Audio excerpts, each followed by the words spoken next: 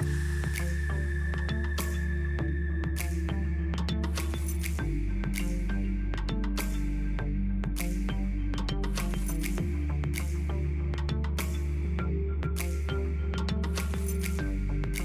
morning, everybody, and I'm honored and very pleased to continue the yesterday discussions with a discussion with what I could easily call the most famous name in Romania when it comes to blockchain. So, Benny, good morning and welcome to Bucharest.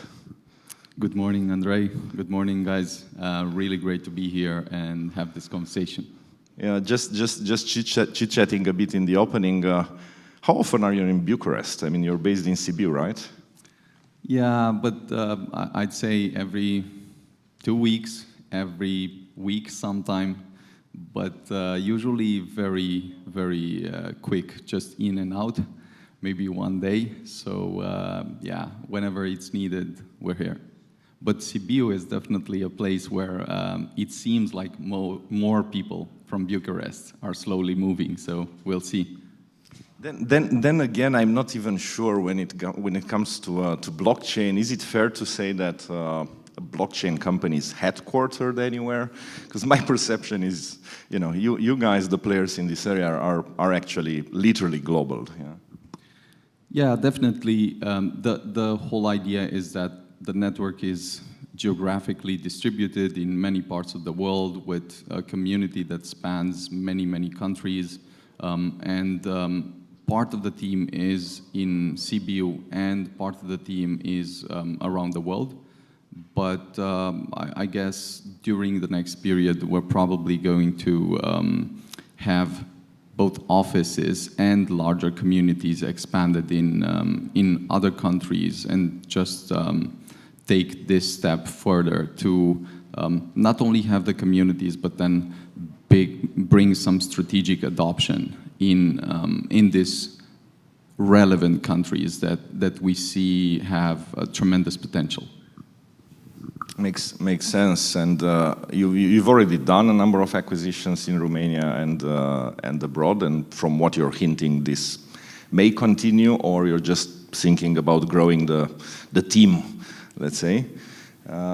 In any case, you mentioned about spurring adoption, and we interacted first time a couple of years ago, and I knew a number of things about cryptocurrencies, but I haven't had met at the time a lot of people, let's say, in this area. And I was amazed about, let's say, your focus on clarifying points, and then later on we discussed a lot about education and clarifying concepts. And that's probably one of the things that not generally world needs, but the world when it comes to crypto or blockchain needs, right? There are a lot of concepts floating around, many times not with a lot of clarity. And just speaking on yesterday there were a lot of discussions about CBDCs. Yeah? And maybe I take the opportunity today with you being here to take a step back more towards like first principles based reasoning. And okay, CBDCs are another form of money. I would just raise the ball for you in terms of maybe opening an angle on money in general and how could digital money change what we know about money, which would mean change what we know about the economy, right? So I do believe that in whatever we do, the idea of first clarifying what it is that's the essence of what we're discussing about is very much worth it. And there seems to be quite a mental confinement when it comes to thinking by analogy. So thinking by analogy is very useful for people because it's mentally easy, and then you can immediately grasp an idea by its analogy. But when it comes to thinking hard, the scientific method starts by reasoning from first principle, precisely because this is how you usually make the big discoveries. This is how you usually can clarify the different things and then move forward. And so when it comes to money, it seems that we usually discuss a lot of details, but do not clarify the fundamentals and think a lot about the fundamentals. So it's interesting to think that everything we know around money can be boiled down to sort of four key or core elements. And those are unit of account, medium of exchange, store of value, and the idea of debt. It almost seems like everything we have is just a derivative of one of these elements. And so coming back to your point, it seems that when people talk about money, they usually talk about one of these elements, and each of them implies different, let's say, performance optimizations. Each of them implies some things that matter a lot and other things that don't necessarily matter. So when it comes then to CBDCs, it's clear that this would be a medium of exchange. You can, of course, discuss a medium of exchange in absence of the, let's say, government or banking system and so forth, principally. But then you can also discuss it in a way where you see what's the optimal version that could function immediately given the current system. And I do think that if we look at a medium of exchange, the ideal or optimal version should be a currency that is relatively stable, a currency that can be moved almost instantly anywhere in the world, inexpensively, and then is accessible ideally to the majority of the population. And whichever network can be the premise for building such a currency, whichever technology can be the premise of building such a currency, those will very likely win, because at the end of the day, what we've had with the, let's say, more analog version of the fiat version of money was a first iteration of this type of idea. Now, even if you would take something like the euro and make it digital, or you would take something like the dollar and make it digital, or the RON and make it digital, the idea of just having that in a way that's instantly transferable at a trivial cost anywhere in the world between any type of people and merchants, that in itself accelerates the entire flow of money. The idea of velocity of money would accelerate probably with either 1 or 2 orders of magnitude, just as a function of being able to do all of that. But then there's also a discussion with a slightly different conclusion, which is there a version of medium of exchange that could supersede what we currently have with the state, with the banking system, or be the subject of a, let's say, superstructure for the banking system? Something, what comes after the dollar and the euro would be the question. Is there some currency that would be native to the internet and that would not be necessarily a store of value, but a very, very effective medium of exchange? Well, it's almost like if you look from the future back, this can hardly go on without us creating something like that. So I do believe that this is what we're discovering and looking for. Something that would be much more effective than what we have with the dollar and the euro, and might be a combination, aligning forces even between them. I mean, when I hear you saying that, I'm, the natural question that would come from a lot of people would be, what would such a currency be backed by? Yeah, because we are thinking in those terms. Mm-hmm. But even more, I mean, you described the key features of money, You omitted one, however, which is specific to money, broadly speaking, or to legal tender in particular, which is that money are supposed, and they have to be accepted at face value. Which means if I have a $1 bill, it says $1, I cannot dispute it's a $1. Yeah.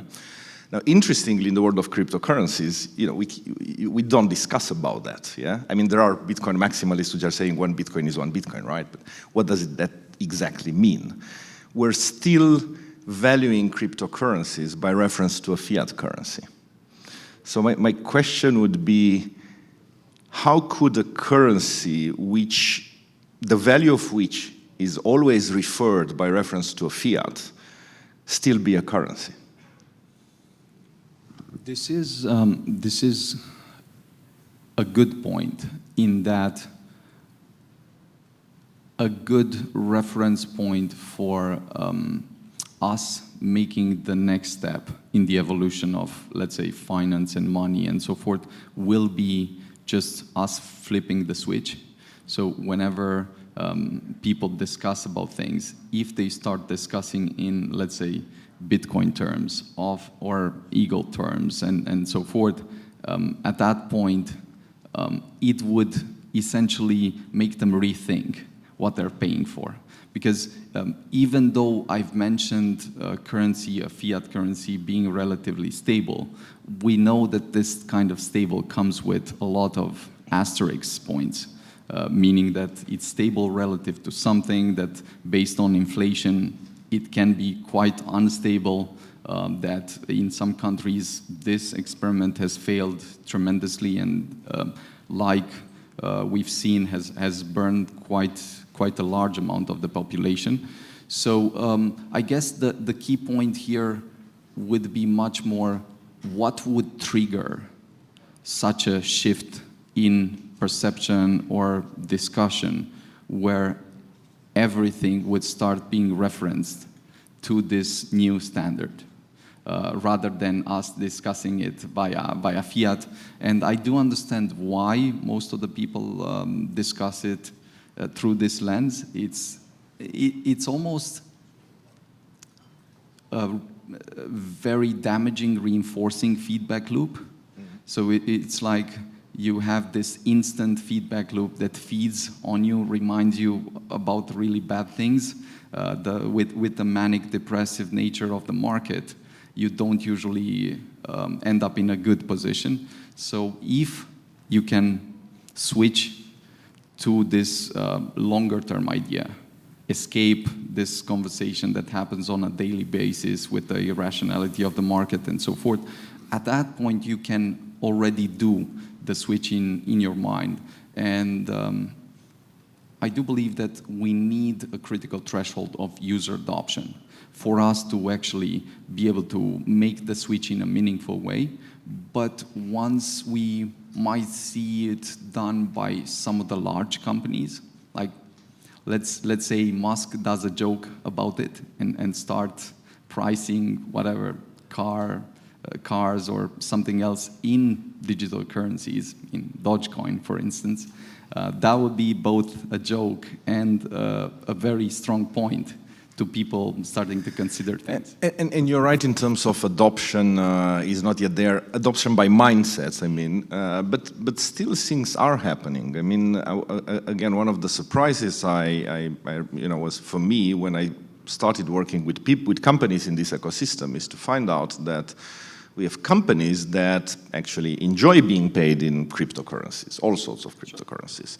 And moreover, there are employees that want to be paid in cryptocurrencies, at least partially or sometimes fully and so on. So at least some segments of the economy, because this is part of the economy, are no longer really benchmarking versus fiat, but versus a certain cryptocurrency. And then we look backward, I think we had the Libra/Diem attempt, right? Initially the idea was that the Facebook crypto would be backed by a basket, I think, of cryptocurrencies. So again, was not benchmarked to fiat, which maybe that's what raised the rage of the Fed and the banks and so on, because they probably just realized, given the huge network power of Facebook, that something big could be happening in the matter of money. Yeah. So some things are in a way happening, and how, I mean, do you think the whole metaverse discussion and evolution could play a role into that? Because once we talk about metaverse, then it's like pretty much everything is digital, and the idea of using a digital native currency in a digital environment kind of, makes sense. Yeah, so coming to your first point, I would say that what we identified as a very important critical threshold would be 1 billion people usually, not usually, but joining the space. So if 1 billion people have crossed the boundaries, have joined the space, at that point, the space might probably be at a point where this type of crypto or digital economy will eclipse the traditional economy. So at that point, it will probably become like a much more general reference point for the other people as well. And I would also say that there is a very important point here that although it's always useful to think really hard about technologies, about investments and so forth, and make the right kind of decisions, calculated decisions, it does seem like in startups especially, people, once they understand a certain type of technology, they understand that if the impact it proposes comes to fruition, there is an upside there that's fundamentally incomparable to what they would gain if they would keep the, let's say, normal or traditional reference point. So this is why they want to be in, this is why the partners want to be in, and all of that. And to the extent that this works at a larger and larger scale, and the adoption effects come in, you see a trend emerging that is sort of much more powerful than the natural inertia that you have in the current system. So this is how I usually think that it happens, because you have different forces, and as long as you have stronger forces that are emerging, that are capturing the minds of different people and bringing a lot of value and adoption, at that point you'll see this happening a lot faster. Now, you also mentioned a point about what a currency is backed by, and then if there's an idea of having a stable currency, what's the optimal version of backing it? And there are several discussions here. Let's say the obvious and orthodox discussion is just backing it one-to-one with fiat. That's the simplest thing, and of course it can be a good step forward just by demonstrating the possibilities that the technology brings without having to debate any kind of, let's say, technical discussion, risks and all of that. But then you can also move a lot further with either a basket of assets or a basket of currencies, a basket of assets, a basket ideally of non-correlated assets. And then you can also make it much more, let's say, ambitious if you're going toward the crypto direction, with potentially either backing it with a basket of cryptocurrencies or a basket of combination between traditional assets and cryptocurrencies. You know that on this point it's very easy to raise the recent argument of Luna, right? Sure. And I would say that here there's something that usually people discount when something like this happens, namely that building an algorithmic stablecoin is extremely complex. So most people do not understand the problem that this type of system comes with. And the fact that irrespective of how smart, determined, and resourceful all the people up until this point have been, no one has succeeded to create one that withstood the shocks and risks that the market brought. So this is a super strong point to think about whenever you're thinking of building an algorithmic stablecoin. But then the idea of the algorithmic stablecoin is essentially twofold. Can you create a system that is robust enough in sustaining or withstanding any type of risk that would come within the market? And here, any type sounds too vague, because any type would definitely not qualify. Whatever you're building, there needs to be some very specific assumption there.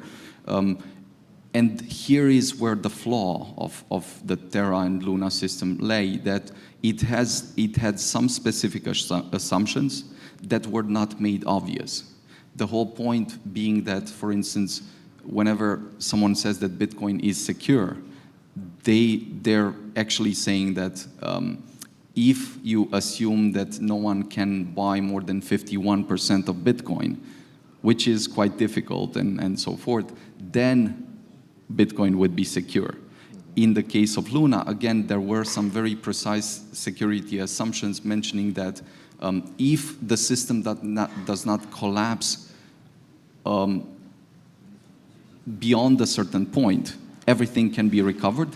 But if the system goes beyond that point, no one thought, apparently, what would happen, what would be the consequences, and so forth. And when it happened, they did not react correctly. They did not stop the system. The 3 days that they waited for killed them 10 times, just because it made the situation a lot worse.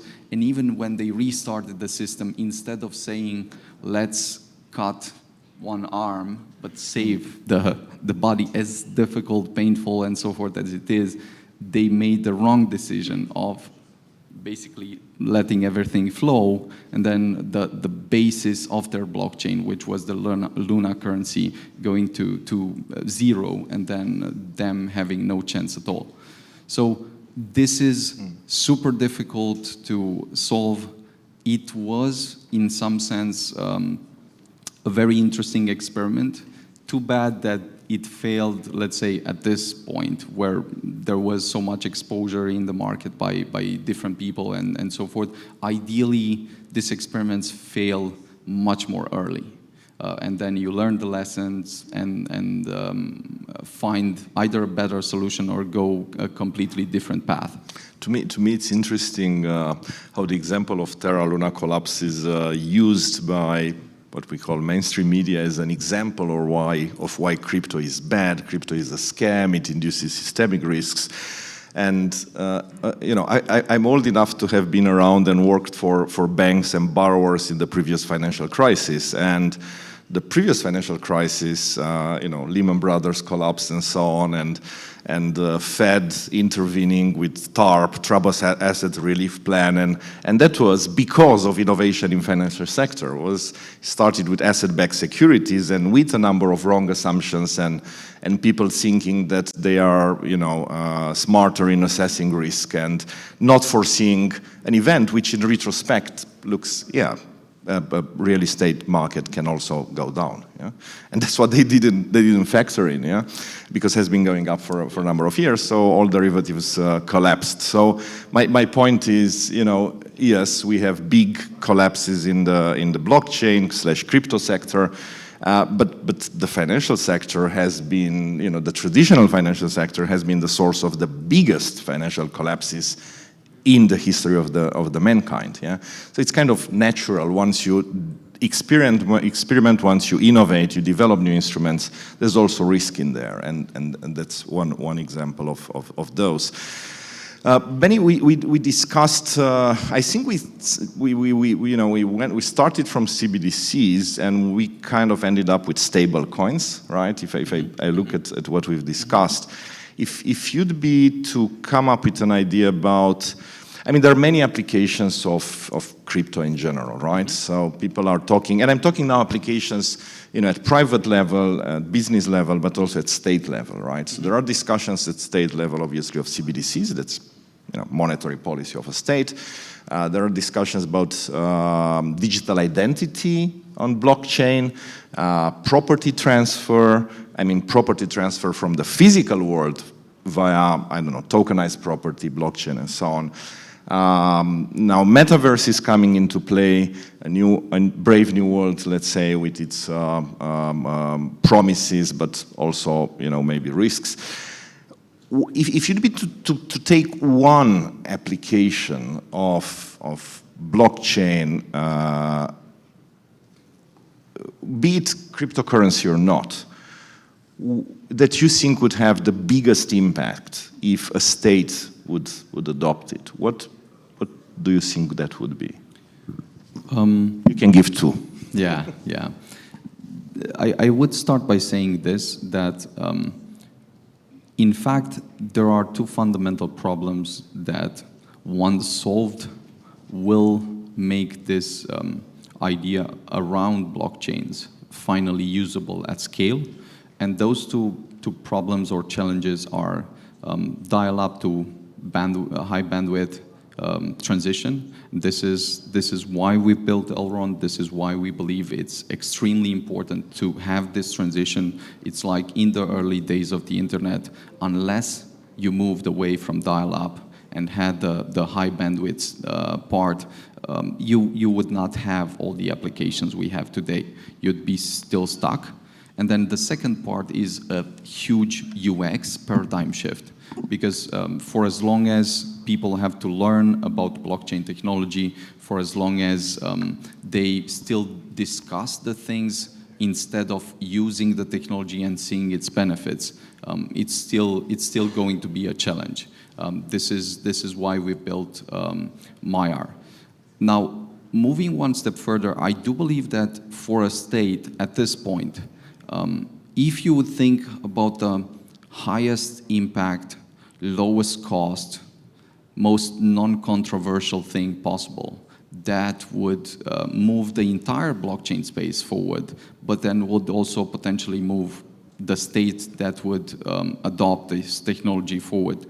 This would be definitely a CBDC, so a stable coin based on blockchain technology that inherits the properties of a very advanced network, like the Elrond network, for instance, and then puts the digital version of their fiat currency on top. Why would this be very useful? Of course, it would just make things, as I was saying before, almost instant, at a trivial cost, transferable, accessible to almost anyone. And then this would, as an effect, make the cost of doing business, the cost of doing and offering the different services, the cost of exchanging everything, much smaller, much simpler, and would accelerate, in fact, the entire economic process and growth process. But this does seem a bit boring because it's super obvious. It's not like we're discussing something very new here. There is a lot of discussion, and I'm quite curious and happy to see both to see the next steps that the states are coming up with, and I'm happy to see that there's a lot of progress and that this might be a lot more useful than what we currently have with fiat money. Now, maybe changing the perspective a bit and taking something much more longer term with, I believe, incomparable implications for both individuals, companies, organizations, and states. The idea of the metaverse, I do believe, has not been understood correctly. So when people discuss the idea of the metaverse, they usually understand very, very different things. And because they understand very different things, maybe they think about cartoons that people play right now, or they think about Ready Player One environments.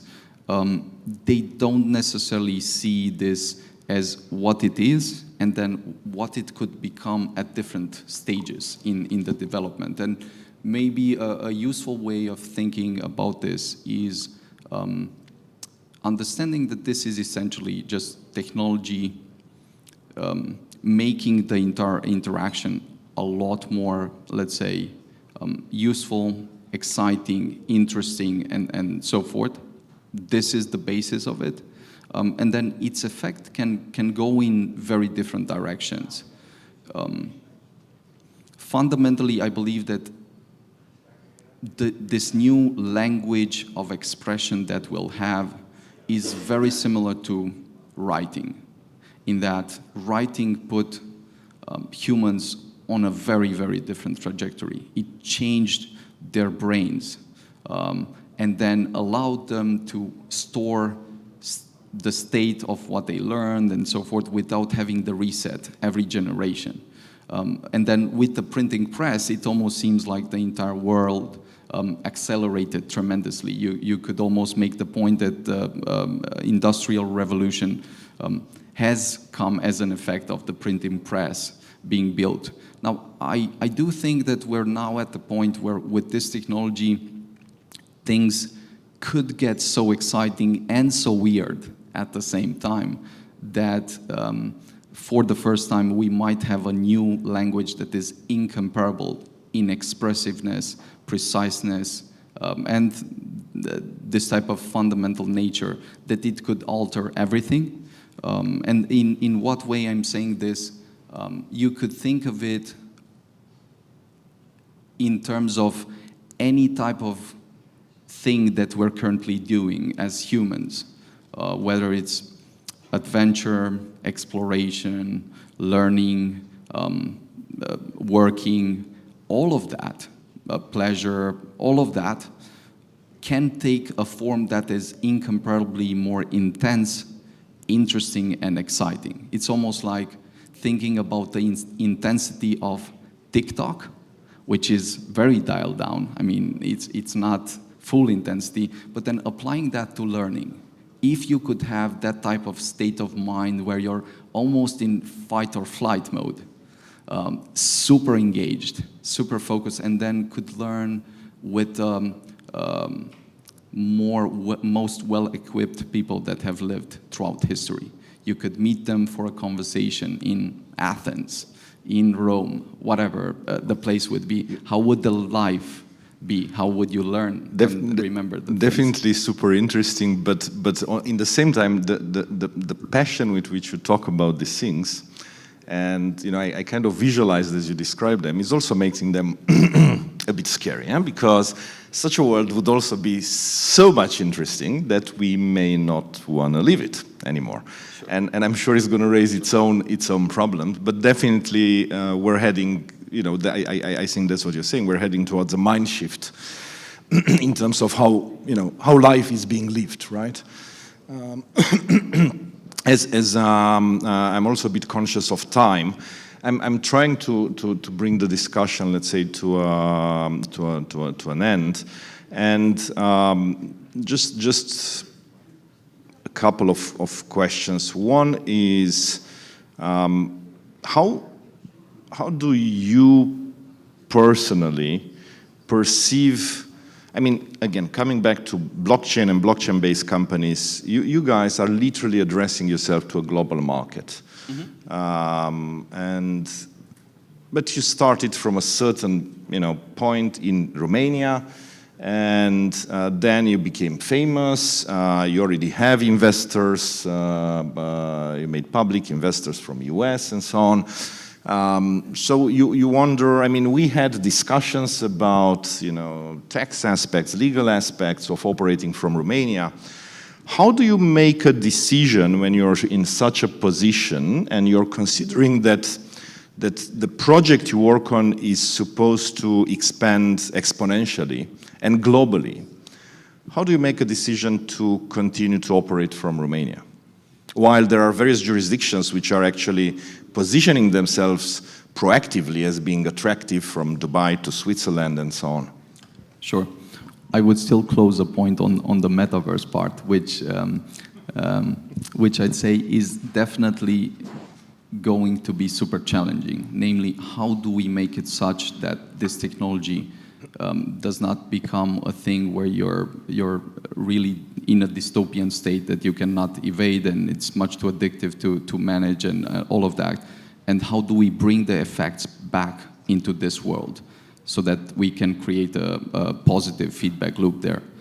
But coming to this point, the idea is, I believe, at different stages, very different. But at our stage, it's extremely important that, surprisingly, in Romania, despite a lot of infrastructure, let's say, sectors being pretty messed up and not very helpful, the technology infrastructure is surprisingly well positioned, especially the internet speeds and performance and so forth that we have, I would say, is by far the most important thing that we have and that we can benefit of. Because without the internet, I'll be very clear and very honest, we would not have this conversation and a lot of other conversations that are super interesting and so forth. So given that we have this type of technology, given that there are a very large number of super smart, super resourceful people, I believe this is where the opportunity is for Romania. And it's almost like wherever you look, you can improve things. This is the interesting part of having a broken system. Wherever you look, these things could really be improved tremendously. In terms of Elrond and our positioning, we've always taken two types of approaches. We've been, on the one hand, very pragmatic.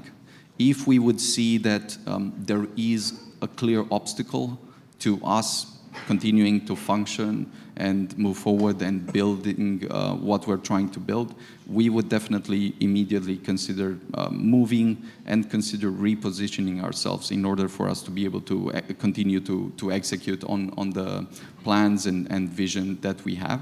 Up until this point, this has not been the case. Quite the contrary, it almost seems like whatever problem or challenge or obstacle you're starting up with, if you can withstand it, that can become your most important advantage.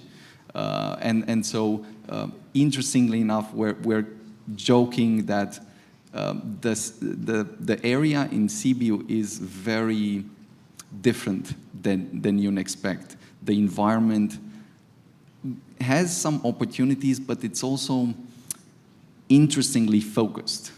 So you don't have a lot of distractions. And this makes it a very good environment for building stuff, for not losing energy and all of that.